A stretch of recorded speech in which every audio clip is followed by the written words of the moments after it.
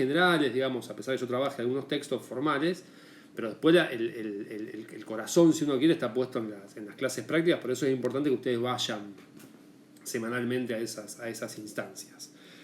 Incluso más, yo te había dicho la vez pasada que el texto que íbamos a trabajar era el de Bianchi, después sobre el final lo cambié y lo que les dije a los docentes de trabajos prácticos era que eran ellos los que tenían que trabajar esos textos, porque me pareció que por ahí el texto de Bianchi yo hice referencias muy generales, pero lo importante estaba en que ustedes puedan trabajarlo finamente con los docentes del práctico. Así que lo que yo tenía pensado hoy para arrancar con contenidos y para ver qué decimos y orientar sobre todo el trabajo que van a empezar la semana que viene es hacer una introducción general a uno de los 3 autores que tomamos como referencia. En este caso, el primer autor que vamos a trabajar es Karl Marx. Entonces, la idea de hoy era hacer una presentación general de Marx. Después ustedes me preguntan lo que tienen que preguntar.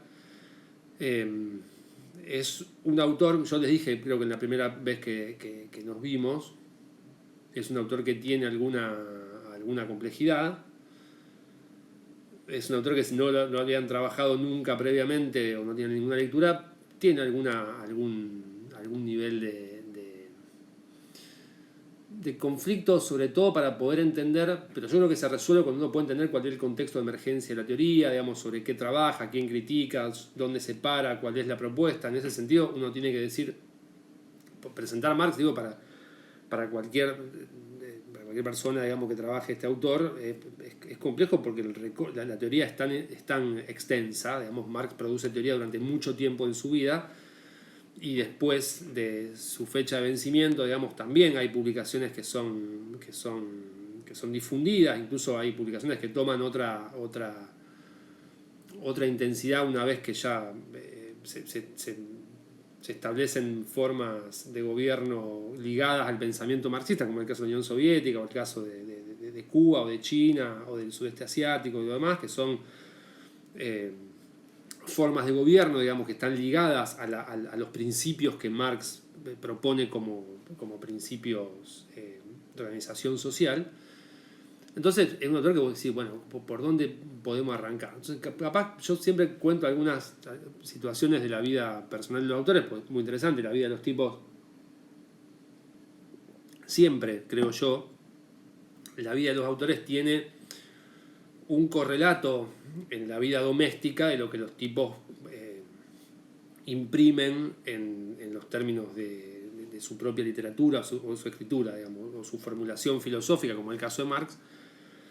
Y no creo que haya ningún autor, ningún intelectual, al menos en las ciencias sociales, que no se le salga la batita, como dicen los cubanos, digamos, en relación a los aconteceres domésticos de sus propias vidas. Y la vida de Marx es una vida muy interesante. Hay innumerables biografías sobre Marx, porque es un autor muy profuso. Y yo les dije en un momento, también, esto se dice generalmente, digamos, que para los que estudian cualquier área de las ciencias sociales, sin duda Marx es un autor insoslayable, porque también se los debo haber dicho, Marx, el materialismo histórico, que es la filosofía que funda Marx junto a Engels, que es su amigo, su mentor, su sponsor, su financista, digamos, para decirlo así salvajemente.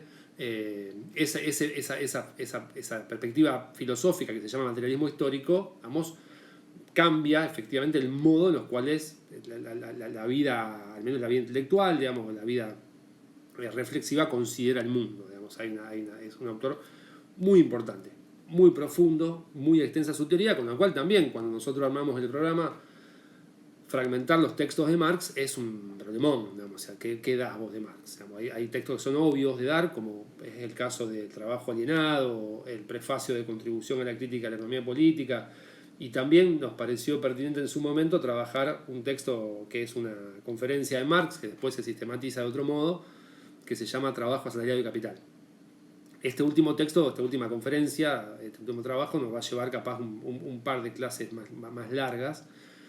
Y la idea de hoy era, bueno, para que vean, digamos, cómo arranca Marx. Yo decía, les voy a contar 2 o 3 cosas de la vida personal que hace pie, sin duda, en la vida de Marx. Marx, hay una cuestión que yo puedo recuperar, como que me parece interesante recuperar, que tiene que ver con que hay cierto optimismo en la lectura que Marx hace del mundo. Cierto optimismo quiere decir que el tipo ve que efectivamente las condiciones de existencia del hombre son una porquería para el momento que el tipo produce teoría, pero que efectivamente hay una especie de luz al final del camino que tiene que ver con un proceso revolucionario, de cambio, de transformación social, que es muy interesante.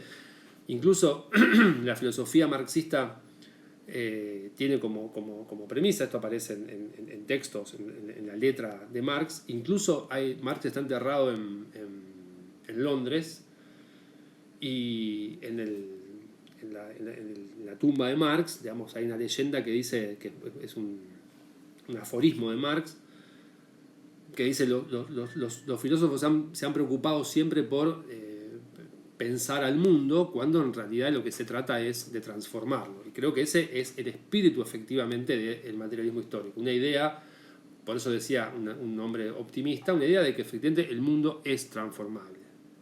Ahí no hay para Marx ninguna duda de que el hombre tiende a mejorar, que el hombre es un sujeto perfectible, incluso que el hombre es un sujeto que es capaz de evolucionar. Entonces ahí se me ocurren 150 millones de cosas para decirle. Lo primero que tengo que decirles es que Marx vive entre 1818 y 1883. Esto que te voy a decir es importante. Recién di una clase de consulta en otra facultad y me decían, ¿el tema de la fecha es importante? Sí, en este caso saber quién, cuándo, cómo, dónde es importante, no es un proceso periférico.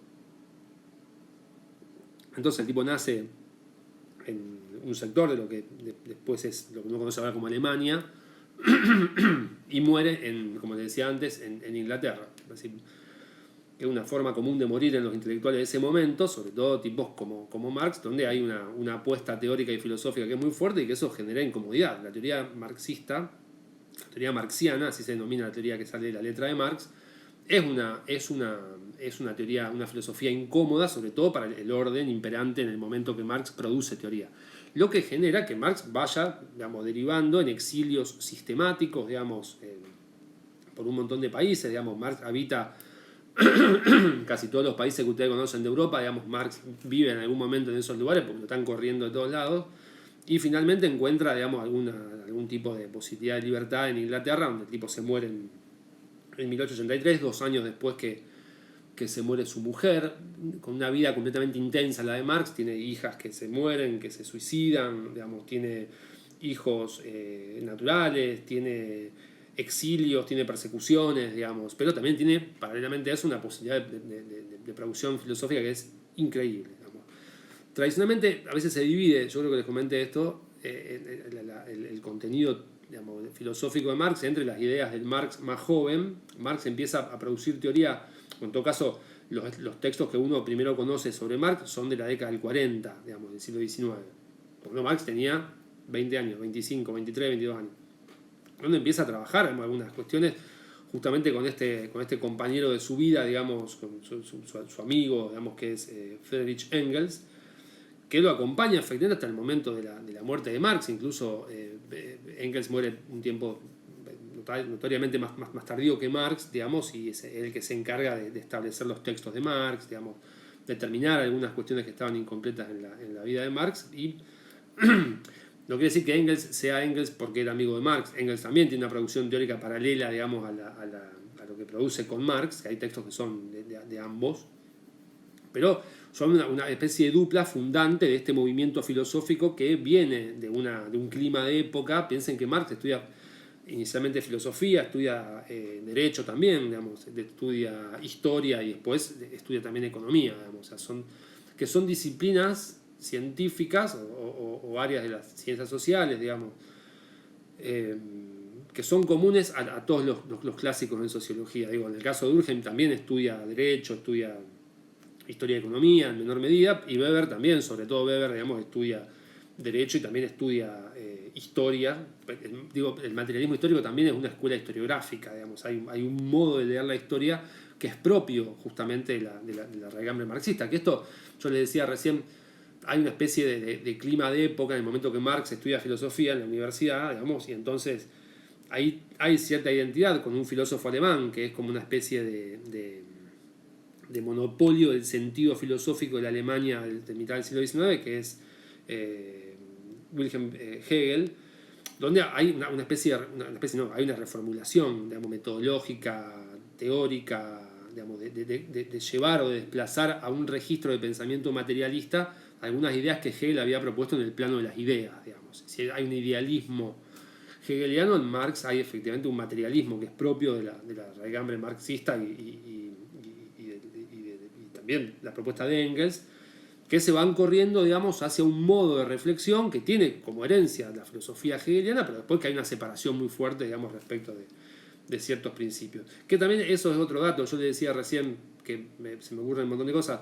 La vida de los tipos estos siempre queda impresa en la teoría, del mismo modo que también los enfrentamientos que se van dando a lo largo del tiempo de estos autores con otros autores que ellos creían, digamos, que tenían cierta empatía o cierta afinidad o cierta identidad teórica, y después los tipos se rompen y se matan entre ellos, en algunos sentidos figuradamente, en otros sentidos un poco más literalmente, digamos. Hay un montón de autores que circulan alrededor de Marx, que cuando uno trabaja Marx tiene que los puede mencionar, digamos, como el caso de Feuerbach, el caso de los teóricos del anarquismo, como el caso de Mijail Bakunin, digamos, que son tipos con el cual él establece algún tipo de relación y después se pelea hacia muerte y se agarra a piña, todo, literalmente, en algún caso.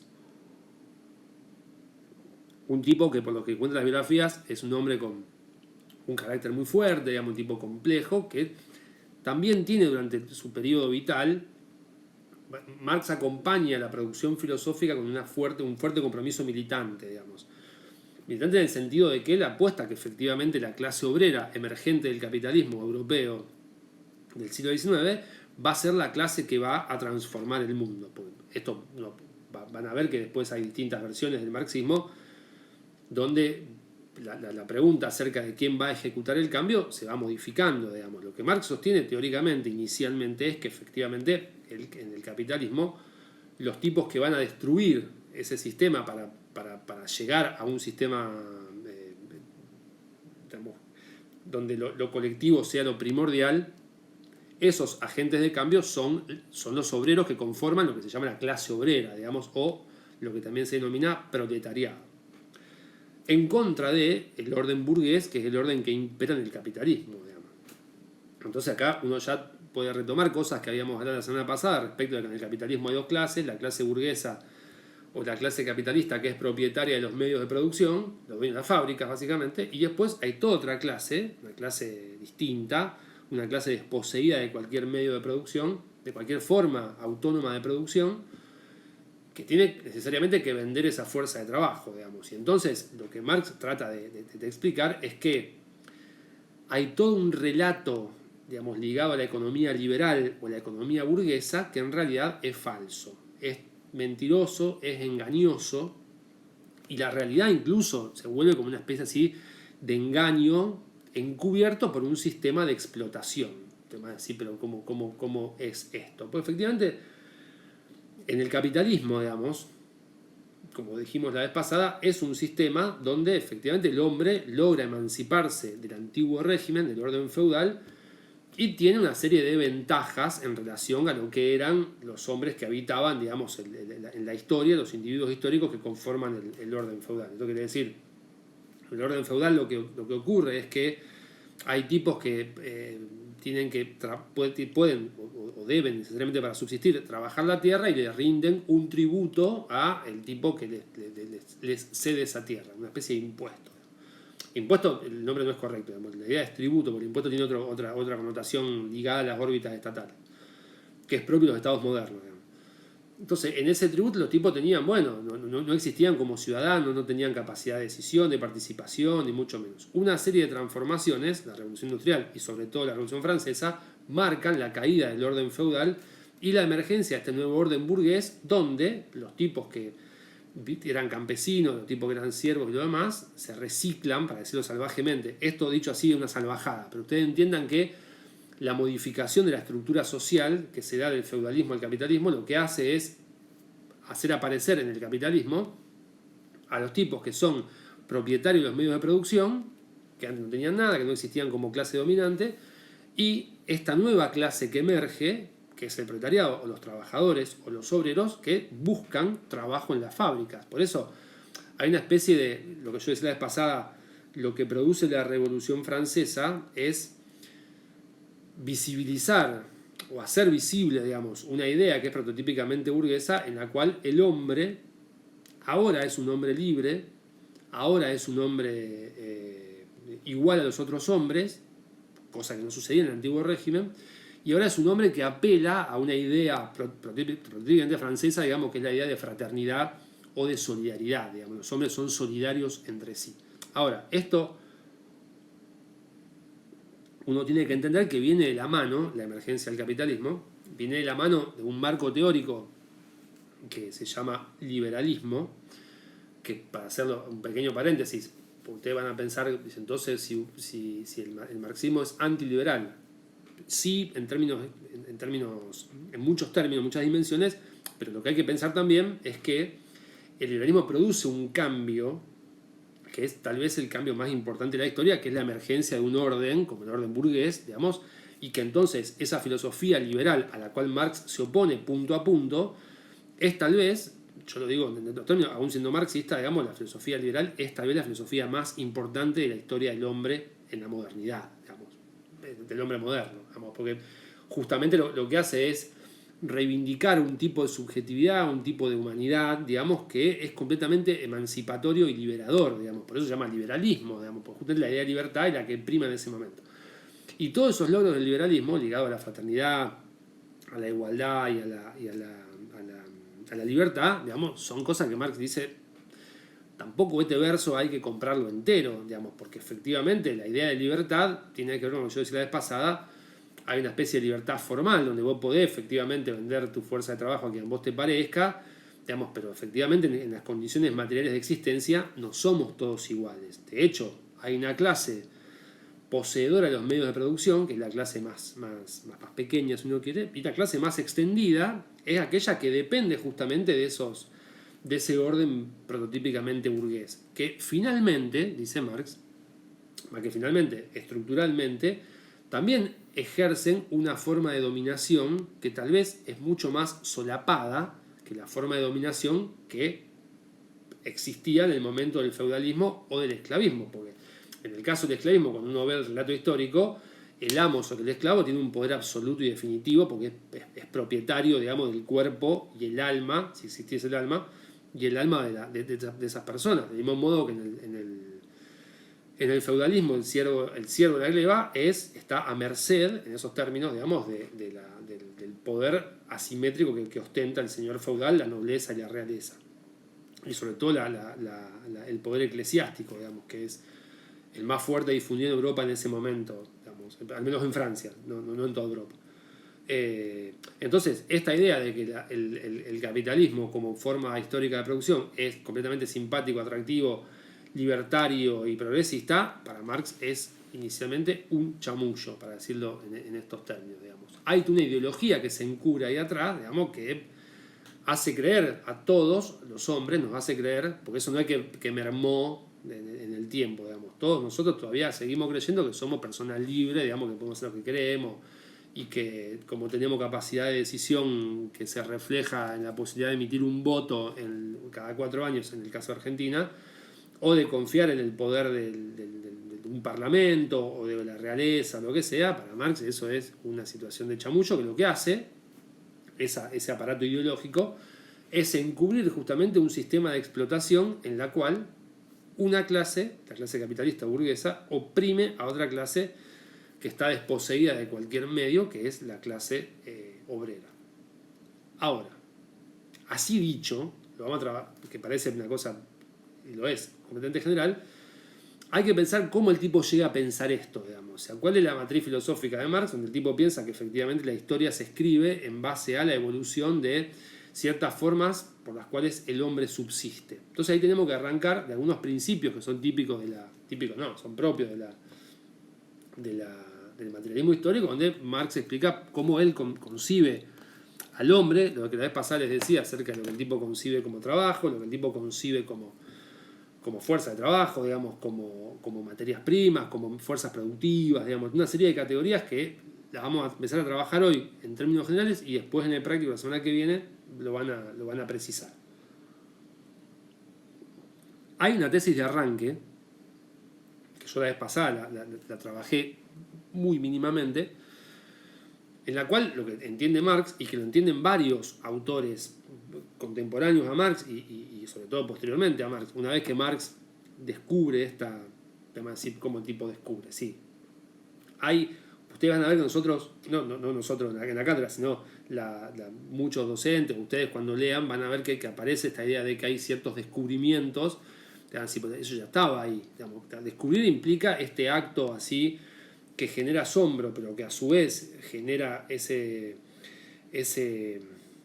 posibilidad, digamos, de argumentar conceptualmente acerca de cómo funciona el mundo y dar una explicación acabada de cómo funciona el mundo implica el mundo a los hombres, o los hombres, implica un descubrimiento. Ustedes han visto, no sé si ustedes están cursando, los que estudian psicología, sobre todo, cursan materias ligadas al psicoanálisis, y cuando se habla del inconsciente, se habla de que Freud efectivamente descubre el inconsciente. Te van a decir, pero el aparato psíquico ya estaba previamente. No estaba, o sea, estaba pero no estaba conceptualizado, no estaba teorizado. Del mismo modo que las clases sociales existen, los conflictos de clases existen, las formas, digamos, sobre las cuales los hombres trabajan en la naturaleza existían, lo que no existía era un edificio conceptual que permita comprender en profundidad cuál es el mecanismo que hace funcionar al mundo del modo que funciona. En el caso de Marx, en el mismo caso en el psicoanálisis, la comprensión de que el hombre funciona bajo una especie de dominio del inconsciente es un descubrimiento freudiano, nadie lo había pensado previamente. Entonces que Freud diga,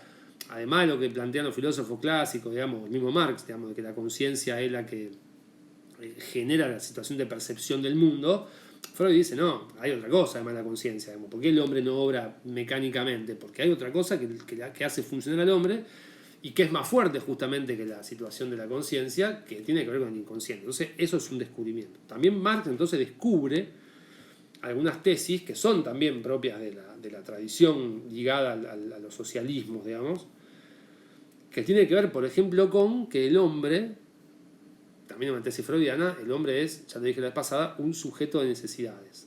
El hombre no habla del sujeto Marx todavía, digamos, eso es un problema, digamos, propio del siglo XX, XIX-XX. La idea de que el hombre tiene necesidades, digamos. El hombre es un ser de necesidad. Entonces tiene que cubrir esas necesidades. Después que las cubre, puede hacer todo lo otro. Mientras no las cubra, está frito. ¿Se acuerdan que la vez pasada le dije algo de eso? Digamos, si uno tiene hambre no puede hacer nada. No puede pensar, no puede producir, no puede organizarse, no puede hacer nada. Primero tiene que ver cómo morfa y después entonces tiene que ver cómo se organiza, vive, convive y lo demás. Entonces, para ponerle nombre y apellido. Entre el hombre y la naturaleza, lo que hay es una relación, como yo dije la vez pasada, dialéctica. El hombre transforma la naturaleza para subsistir. Digamos. Lo que voy a sumar hoy, digamos, a esta que decía la vez pasada, es con qué transforma el hombre la naturaleza. Ustedes piensen lo siguiente. Desde que el hombre es hombre, necesita una especie de, llamémosla virtualmente, herramienta para poder transformar, qué sé yo, al bicho que caza en comida.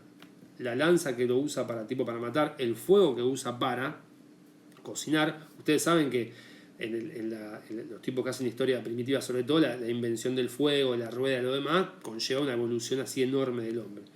Y como Marx es un evolucionista, también entiende que los modos en los cuales los hombres transforman la naturaleza y entonces las herramientas que usan los hombres para transformar esa naturaleza también van evolucionando. Y eso marca efectivamente un cambio material en la historia. Un cambio material que tiene consecuencias en la forma en la cual los hombres se relacionan entre sí. Vamos a decirlo de este modo, vamos a decirlo otra vez. Para Marx, la evolución de las herramientas que usa el hombre para transformar la naturaleza tiene como correlato, incluso más, determina a la forma en la cual los hombres se relacionan entre sí.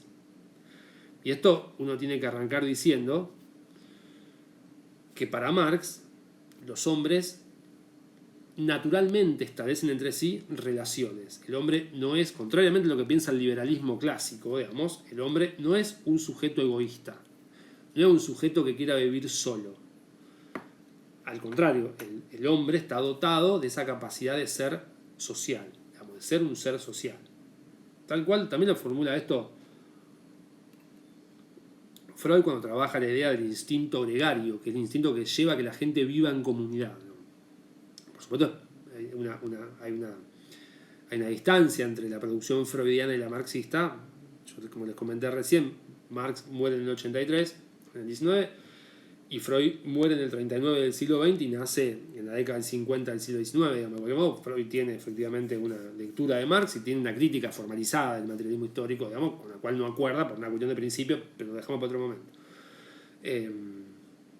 Entonces, ¿qué les quiero decir con esto? Un dato más que les quiero tirar así para que ustedes que están trabajando en epistemología lo puedan leer. Digamos, paralelamente al desarrollo del materialismo histórico también se da en otra parte del mundo, que es Inglaterra, digamos, el desarrollo de lo que se llama la filosofía o la corriente evolucionista, digamos, el evolucionismo, Darwin, Spencer,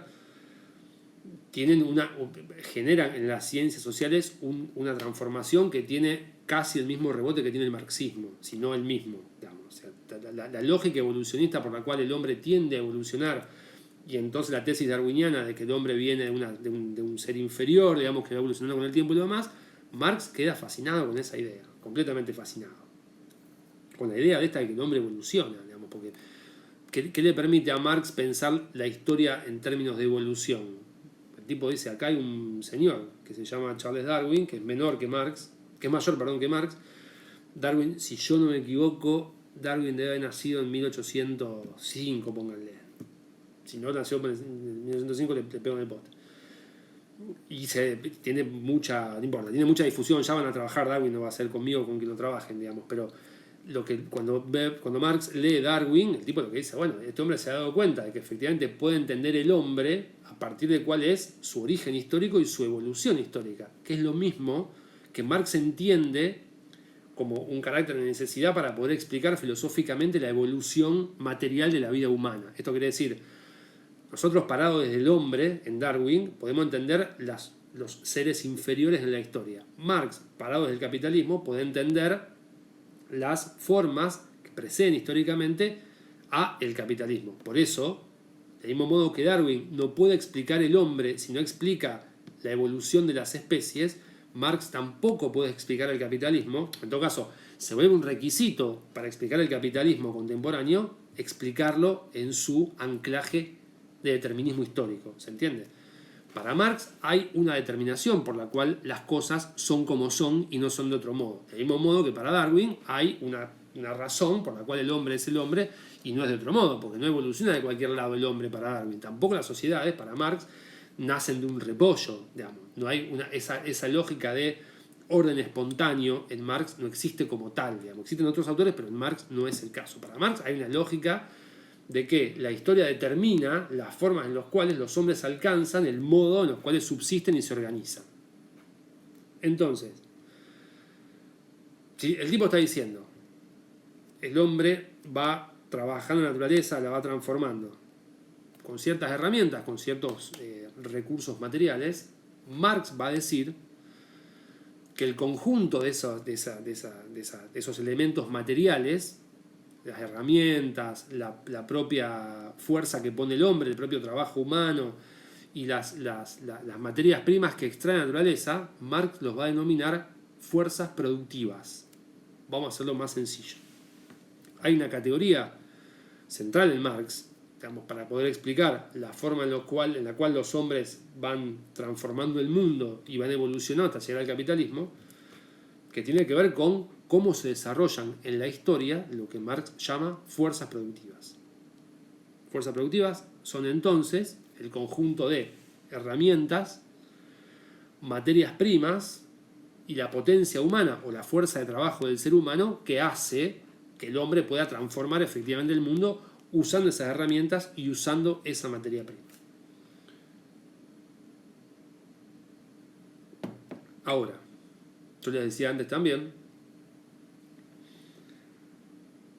el desarrollo de esas herramientas, ahora vamos a decirlo con categorías marxianas, el desarrollo de las fuerzas productivas determina, decía yo hace un rato, el modo en el cual los hombres se relacionan. ¿Para qué se relacionan los hombres para Marx? Esto es una pregunta que no es menor, digamos, porque hay en otros autores premarxistas, digamos, la idea de que el hombre se juntaba con otros hombres tenía que ver con la lógica de la reproducción, por ejemplo. En el caso de la reproducción, digo, para juntarse y hacer más gente, digamos. Y eso de hacer más gente implicaba que la gente esté más tiempo junta, digamos, porque había cierta responsabilidad que cubrir cuando nacía el cachorro humano, digamos, como dicen en la película El libro de la vida. El libro de la selva, el libro de la vida, otra película que está buenísima también, pero no importa. Entonces, ¿para qué se junta el hombre en Marx? ¿Qué tipo de relaciones sociales establece el hombre? Para Marx lo que hay son relaciones sociales de producción. Esto quiere decir, el hombre se junta con otros hombres para justamente producir su vida material, producir y reproducir su vida material. Esto es para subsistir. El hombre no lo puede hacer solo. Naturalmente está, digamos, chipeado para juntarse con otros hombres y entonces producir. Entonces transformar la naturaleza, digamos.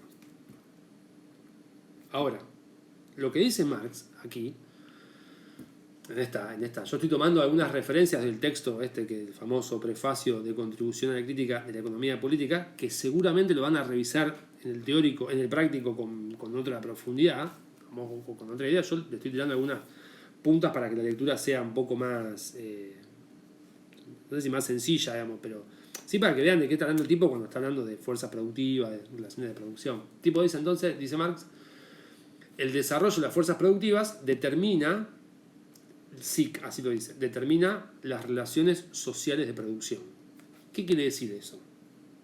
Quiere decir que si las fuerzas productivas alcanzan un nivel de evolución particular o histórico determinado, también eso va a tener como correlato, va a determinar la forma en la cual los hombres se organizan, digamos. Esto quiere decir, no se organizan en toda la historia, no es el mismo régimen de organización de las relaciones de producción. Del mismo modo que tampoco son todas iguales las fuerzas productivas que se van desarrollando. Esto es, yo creo que la vez pasada lo dije acá y si no lo dije en otro lado, pero desde el garrote con el cual el primitivo cazaba el animal salvaje hasta el desarrollo del teléfono celular o el microchip, lo que ha habido es un cambio en las fuerzas productivas. Lo que ha habido es una modificación o un cambio o una evolución en el modo en el cual el hombre transforma la naturaleza y la convierte en un elemento de subsistencia. Lo que está claro siempre en toda la historia es que el hombre, desde que el hombre es hombre,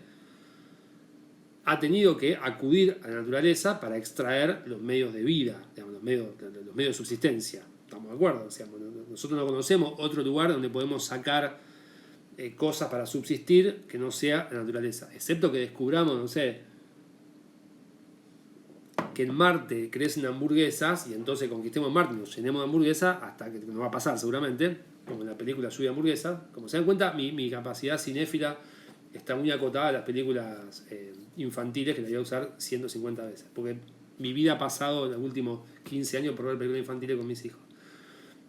Entonces, digamos, como Lluvia de Hamburguesa no es un horizonte posible todavía, digamos, lo que sí es posible es que uno transforme con otra. ¿Qué ha cambiado del primitivo agarrando a garrotazo al animal salvaje hasta el día de hoy, donde ustedes siguen comiendo animales salvajes? Piensen en el ritual que ustedes cometen o cometían, ya no, porque además de que no se puede, es carísimo. Ese ritual primitivo, digamos, que uno ejecuta cuando se junta a comer un asado. ¿Qué está haciendo uno?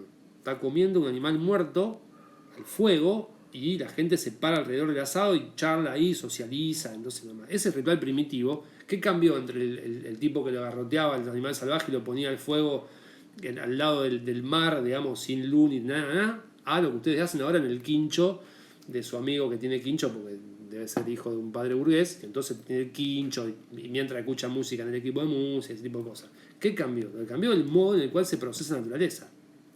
Quiero decir, ahora uno no va a cazar el animal salvaje. O sí, es más raro que lo haga, pero generalmente uno no caza el animal salvaje. Ya viene cazado y viene presentado en la góndola del supermercado donde uno se nutre de esos elementos. Hay una lógica que ahora uno consigue en el mercado. Ay, sí, ha llegado. Uno consigue en el mercado aquello que antes tenía que vivir esa naturaleza. Lo que hay una diferencia en el proceso en el cual uno consigue los medios de subsistencia, ¿estamos de acuerdo? Desde los primitivos que cazaban y recolectaban hasta el orden industrial que es propio del capitalismo. Ustedes saben que la vaca y ese tipo de cosas se crían de cierto modo que tienen una mira de producción y de reproducción. Hay un carácter industrial en el modo en el cual uno consigue animal muerto ahora para ponerlo al fuego. Entonces, lo que hay ahí, en ese trayecto histórico, es una evolución de las fuerzas productivas. Entonces, si Marx dice que el desarrollo de las fuerzas productivas determina a las relaciones sociales de producción, también uno tiene que pensar que el modo en el cual se relacionan los hombres en el origen del primitivo es distinta a la cual ahora los hombres se relacionan. ¿Estamos de acuerdo? Ahora, voy a hacer una huevada completa que no tienen que repetirla nunca en ningún momento de su vida, pero si uno puede pensar que en la lógica primitiva las clases, supongamos, eventualmente las funciones dividían, qué sé yo, a los cazadores con los cocineros y las mujeres que eran cuidadoras de los niños por su capacidad física, digamos, piensen millones de años atrás. Ahora también hay una división que se da en la sociedad que tiene que ver en cómo se vive el capitalismo a partir de las clases. Hay clases que tienen la propiedad de los frigoríficos que faenan la vaca que uno se come el asado, y están los tipos que trabajan en ese frigorífico que faenan la vaca que uno se come después del domingo del asado. ¿Se entiende? La lógica de la existencia de clases entre el propietario de la fuerza de los medios de producción y los tipos que trabajan, los propietarios solamente de la fuerza de trabajo, implica un tipo de relación social de producción que es propia de un momento de la evolución de las fuerzas productivas que es el capitalismo. ¿Se entiende? Si no se entiende, después me preguntan, pero tratemos de pensar al menos en que las cosas no son siempre iguales, que hay una lógica evolutiva de las fuerzas productivas y entonces una lógica evolutiva de las relaciones de producción, y que eso genera, para Marx, un recurso explicativo respecto de cómo funciona el mundo. Entonces, como dije la vez pasada, lo que ustedes van a ver es que Marx va poniendo nombres a las formas en las cuales los hombres se organizan. O lo que es lo mismo, Marx le va poniendo nombre a los modos de producción. Que la vez pasada esto fue una pregunta que se reiteró. Para Marx hay en la historia, al menos reconocibles en términos empíricos, 3 modos de producción, que son el esclavismo, que ya lo explicamos, el feudalismo y el contemporáneo, que es el capitalismo, y después hay otras formas que él denomina las formas asiáticas de producción, o los modos de producción asiáticos, que el tipo no le da tronco de bola porque Asia es un mundo diferente,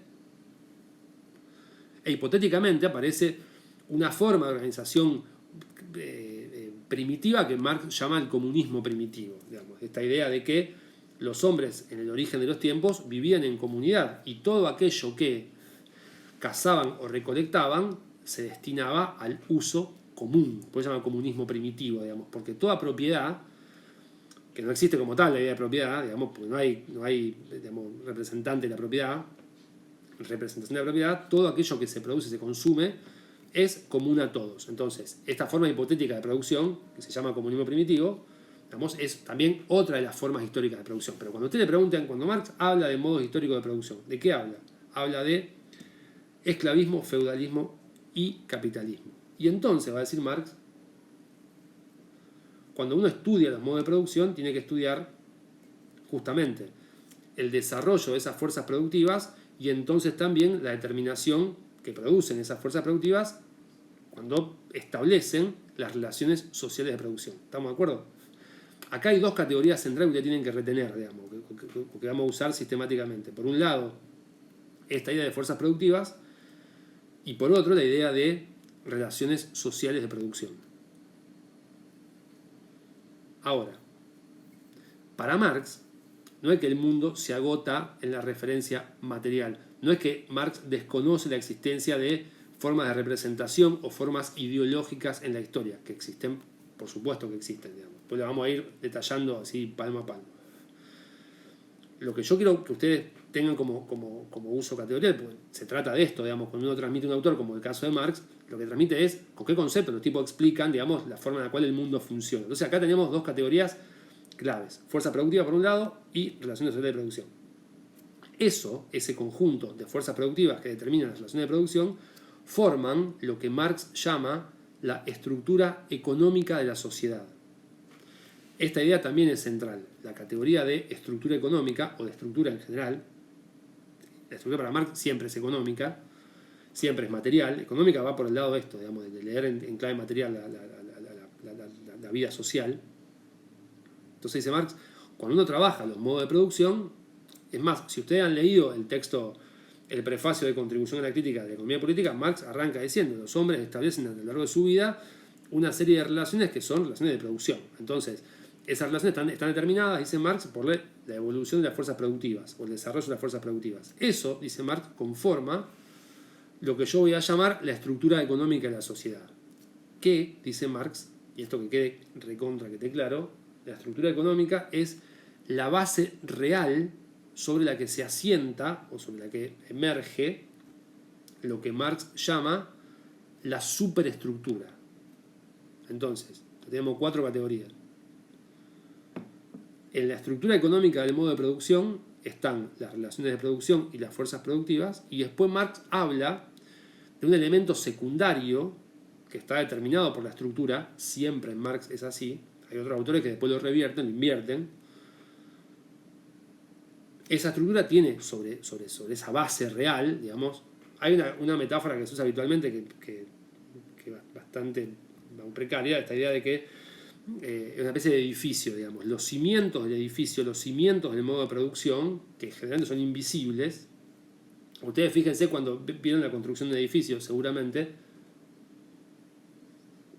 vieron que la construcción del edificio lo primero que se hace es un agujero enorme donde aparecen justamente los pilares sobre los cuales se va a sentar el edificio. Bueno, esos pilares, que es la base real, porque si falla eso, si eso colapsa todo, digamos. No es que colapsa de arriba para abajo, sino que colapsa de abajo para arriba. Esa base real, esa estructura económica, tiene por encima, la metáfora del edificio, tiene por encima otra construcción que Marx llama la superestructura, que tiene que ver no con el carácter central, ni con el carácter específico, ni con lo más importante, sino que tiene que ver con un dato periférico, digamos, superestructural, que está, digamos, objetivado en las formas políticas, jurídicas, en las cuales se organiza el modo de producción. Vamos de vuelta. Estaría buenísimo tener un pizarrón o algún elemento gráfico para que uno pueda expresar más cabalmente la idea, digamos. Pero ustedes imagínense que hay una base, una estructura económica del modo de producción, y sobre eso hay una superestructura. La superestructura, que es el sistema de representación de ese modo de producción, Marx dice que es un elemento ideológico que está compuesto por los contenidos jurídicos, políticos e incluso religiosos de una época. Los hombres no creen siempre en lo mismo tampoco, digamos. Del mismo modo que las consecuencias de la representación religiosa hace mella en la historia, para Marx siempre para Marx se debe a una transformación en la estructura económica, digamos. No es que un cambio ideológico va a generar un cambio en la estructura. Nunca es así para Marx. Los cambios se van a ir dando a medida que la historia evolucione, entonces evolucionan las fuerzas productivas, y entonces esas fuerzas productivas que evolucionan, digamos, determinan distintos tipos de relaciones de producción. Y entonces las formas jurídicas también van a ser distintas según la historia. Tomemos el ejemplo, ejemplos obvios, digamos. En el caso de el esclavismo, por ejemplo, las relaciones de producción se daban entre tipos que eran propietarios de personas y personas que eran comerciadas, digamos, que no tenían existencia, no son siquiera una clase, no existen como tal, digamos, pero son los esclavos. La representación jurídica quiere decir que el reflejo jurídico, esto es, el código civil de una sociedad histórica, el código civil, digo, no en los términos de la lógica del derecho, pero la representación que se tiene acerca de esos procesos de apropiación de las personas están legislados obedeciendo siempre a la clase dominante. ¿Qué quiere decir esto? En el esclavismo, que el amo, que una persona llamada amo, que tiene propiedades, digamos, pueda comprar otras personas, tiene su correlato legal, digamos. No es un delito comprar personas en el esclavismo, ¿estamos de acuerdo? Del mismo modo, en el capitalismo también hay un correlato jurídico y económico, jurídico y político. Esto quiere decir, ¿cuál es el correlato donde cuando el capitalismo emergente, digamos, necesita de cierta forma jurídica, de cierta forma política, donde permita hacer funcionar esa relación social entre propietarios de medios de producción y obreros. ¿Cómo es la expresión jurídica de eso? Esa expresión jurídica, por ejemplo, tiene que ver con la idea de que legalmente los hombres son portadores todos de los mismos derechos. ¿Vieron? La Revolución Francesa, como yo les he dicho la semana pasada y al principio, lo que impone justamente es ese orden burgués. Es una revolución política porque justamente lo que cambia, lo que cristaliza es ese reflejo ideológico de algo que ocurre en la estructura. Eso que ocurre en la estructura es que se han cambiado las clases. Ahora no hay más siervos de la gleba y señores feudales, con lo cual el orden político que sostenía al antiguo régimen se tiene que modificar. Entonces aparece esta idea de el hombre es portador de derechos. Entre ellos es portador de los derechos sobre sí mismo. Esto parece una pavada, ¿no? Pero una de las primeras reivindicaciones en John Locke, que es uno de los padres del liberalismo inglés, que es el liberalismo, es que el hombre tiene propiedad sobre su propio cuerpo, digamos. El hombre es propietario de sí mismo, que para nosotros ahora eso parece una cuestión obvia, que después les puedo decir por qué deja de ser obvia, digamos, en los últimos 100 años, digamos, pero supongamos que uno con su cuerpo hace lo que quiere, cosa que ustedes saben que no es así, pero supongamos que sea así.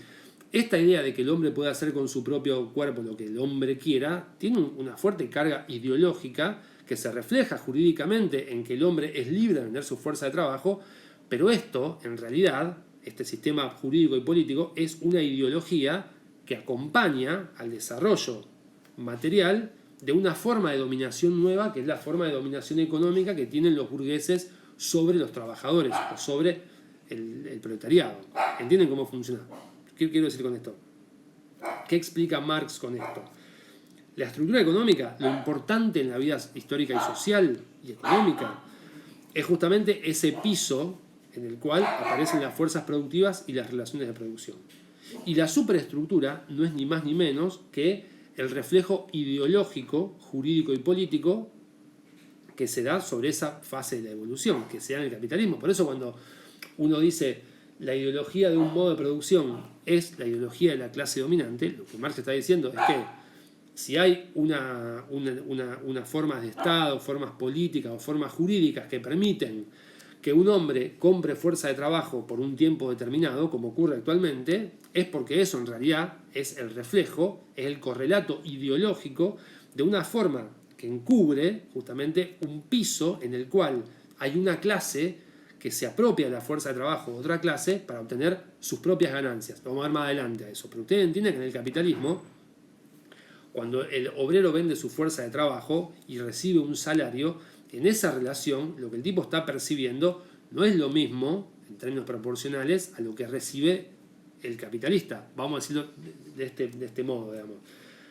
Cuando un obrero vende su fuerza de trabajo y trabaja 8 horas para producir cualquier mercancía, encendedores, por ejemplo, te van a decir, bueno, pues la fábrica le da trabajo al tipo que es el productor directo del encendedor, el obrero, y también le da trabajo al tipo que tiene la fábrica, está bien, pero este muchacho que produce un encendedor, en términos literales, digamos, el productor directo, no goza, como ustedes ya saben, de los mismos beneficios que goza el dueño de la fábrica de encendedores. Entonces, cuando Marx trabaja la crítica al capitalismo, entonces, lo que el tipo trabaja es que en el capitalismo aparece esta idea de libertad, de igualdad, de que el hombre puede vender su fuerza de trabajo, de que el hombre es libre, que es fraterno, que es igual a otros, pero la realidad, lo que marca el piso, es que es un sistema de explotación del capitalismo tan fuerte, tan violento como lo fue el feudalismo o como lo fue el esclavismo. Lo que pasa es que el sistema de encubrimiento del capitalismo es mucho más, si querés, está mucho más perfeccionado, digamos. Ahora la cabeza burguesa del trabajador promedio del momento de Marx y al día de hoy hace que uno entienda que la forma óptima de producción es el capitalismo. Lo que Marx piensa en lo siguiente, como para ir cerrando esta primera parte, lo que Marx se da cuenta muy tempranamente, porque cuando Marx desarrolla teoría, el capitalismo es un capitalismo emergente, digamos, planetarizado o mínimamente planetarizado, pero es lo que domina la forma de relaciones de Occidente. Marx dice, todo esto en realidad, que está muy bueno, haberse librado del yugo de la opresión del antiguo régimen, está bueno, pero no quiere decir que esto sea la panacea. todavía, dice Marx, hay dominación, hay explotación.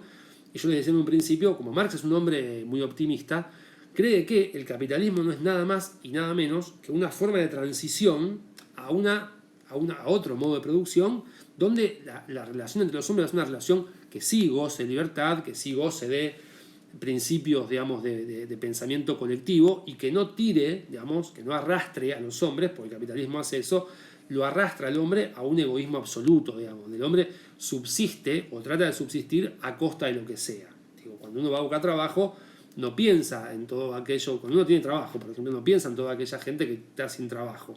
No piensa en cómo hay una clase social que es muy chiquita, digamos, más allá de Argentina, digo, a nivel planetario. Ustedes saben que los que dominan el mundo, en general, no son toda gente, digamos, filántropos que se dedican así a que la gente viva mejor, sino que hay una lógica, la lógica que opera es la lógica de la ganancia, la lógica de la acumulación de capital. Ustedes imagínense que el capitalismo emergente del siglo XIX que Marx tiene enfrente es mucho más explícito, mucho más visible, mucho más pornográfico, si uno quiere, del capitalismo del siglo XXI. Digo, por eso, como yo les decía, nosotros vivimos en una sociedad capitalista. No estoy diciendo que sea la misma exactamente que el momento del 18, 19, digamos, cuando Marx habla del capitalismo, pero sí tiene los cimientos.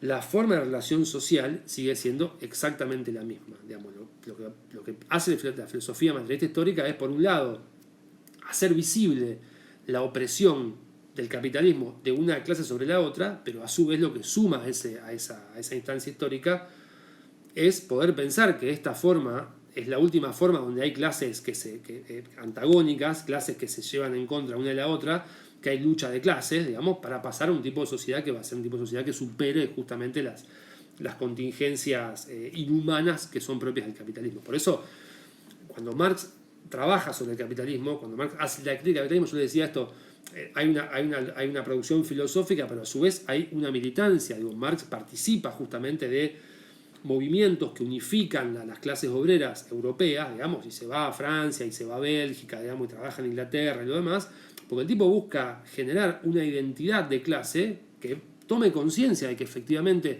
esa clase, al ser oprimida, digamos, está subyugada, digamos, a una dominación del capital, y que puede ser destruida como tal, digamos, porque ¿para qué hace falta ahora que un tipo tenga una fábrica y se llene de guita mientras otro trabaja como un burro, si los medios de subsistencia que se pueden producir pueden darnos de comer a toda la población mundial, digamos? Capaz que me sale un poco más violento el revolucionario, digamos, que el docente sobre el marxismo, pero quiero que entiendan esta idea, que el Marx, el espíritu justamente es crítico al capitalismo, que el Marx, la crítica implica una posibilidad de transformación del orden social, digamos, y que el materialismo histórico como filosofía lo que muestra es el modo en el cual los hombres pueden llegar efectivamente a una práctica emancipadora y libertaria, digamos. Entonces se me alteran los animales de la casa. Corto con la cosa expositiva ahora por 3 minutos. Voy a retomar esta idea de la transformación, porque lo que no les expliqué, que es una idea muy fuerte en Marx, es cómo se cambia entonces de un modo de producción a otro. Cómo se hace, digamos, ¿por qué se cambió del feudalismo al capitalismo? Digo, para usar términos empíricos, digamos. En todo caso, historia, digamos, efectiva y empírica, digamos. ¿Por qué se pasó del feudalismo al capitalismo? ¿A alguien se le ocurrió, digamos, efectivamente, a alguien se le ocurrió hacer una movida, digamos? Pero hubo un correlato material de esa movida, digamos. Algo pasó en la historia material del hombre que permite la emergencia de un orden distinto al antiguo régimen o al feudalismo. Sí, efectivamente existió eso en esos términos. La historia para Marx se escribe en base a contradicciones. Cortamos 3 minutos y volvemos, antes que me saque el aire Instagram.